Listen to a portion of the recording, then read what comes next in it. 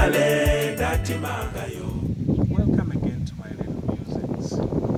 Behind me is Bungoma town. Bungoma is the county I was born in, and I was also raised here. I schooled here, and I've traveled to other places, but then this is home. It's a little town that has a lot of activities going on.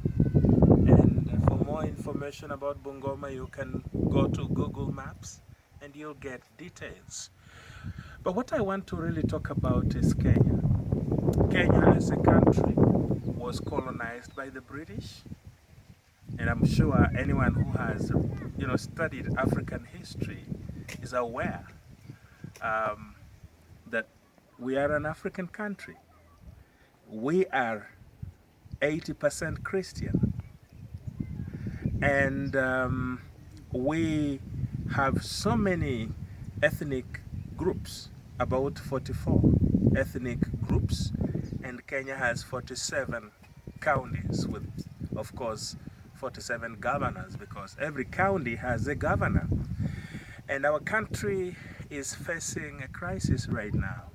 We are not sure. The future is quite uncertain because of the corruption, because of the poverty, and most significantly, because of the poor foundations upon which our country was laid.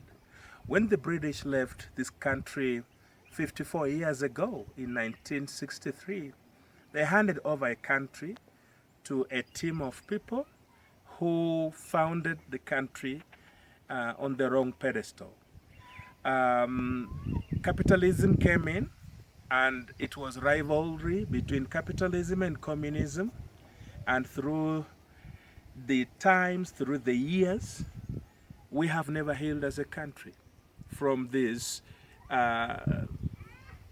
poor beginning that we were handed over by our grandfathers who were given the country by the British. And as we speak, there is what you call tribalism, and it's really bad. The country is so polarized.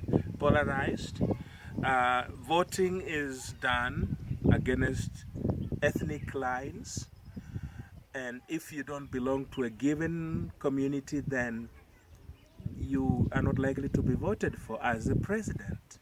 So as it is, we've had two communities being in leadership since independence, and they have the numbers, they have the money, they have everything they need, all the resources, and it has caused some tension in the country.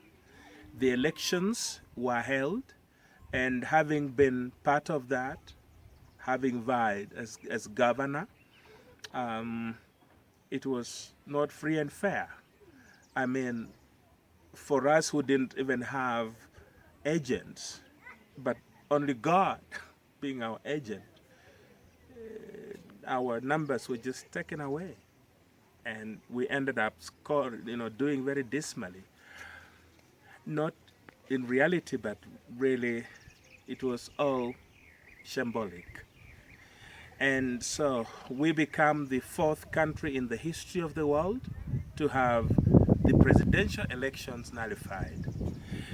And as we speak, a case has been presented at the High Court of Kenya to nullify the entire election, so we can go back and just vote again. So we are waiting for that so that we can see what we will possibly do.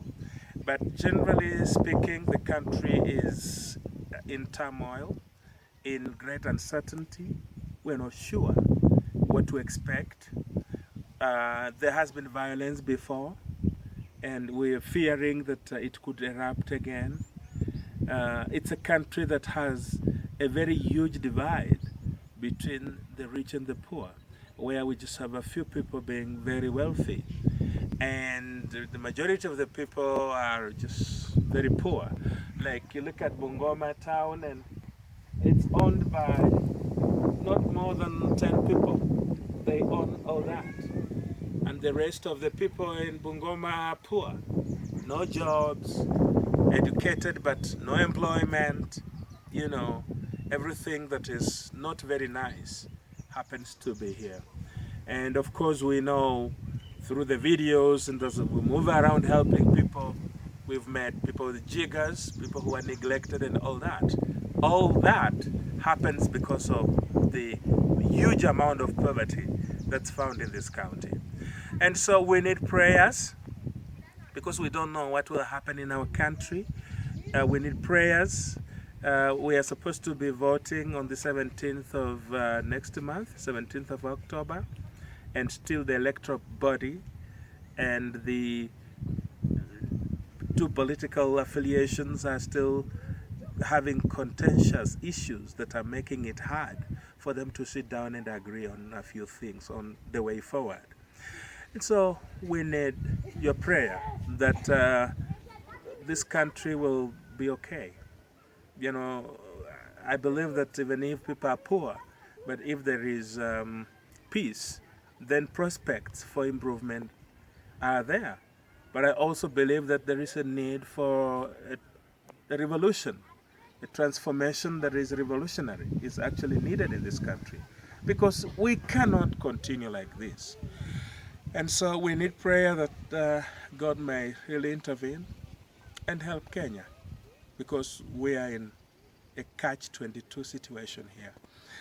And please pray for us, for our country. Pray that we may not fall into chaos, into civil war. And we have seen what war has done. We border Somalia and Ethiopia and Sudan and Uganda, so we know what war means. And pray that we will not escalate into something that will mess up human life, but that God will really help us to be peaceful, so that we can sort out our messes amicably, so that the contending parties will come together and agree on the way forward.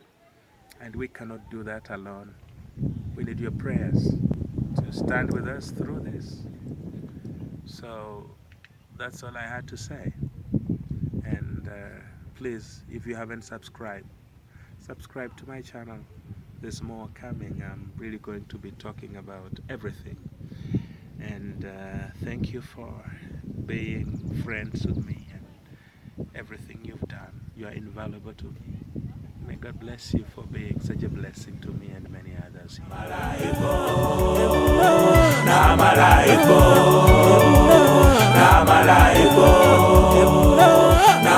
malaipo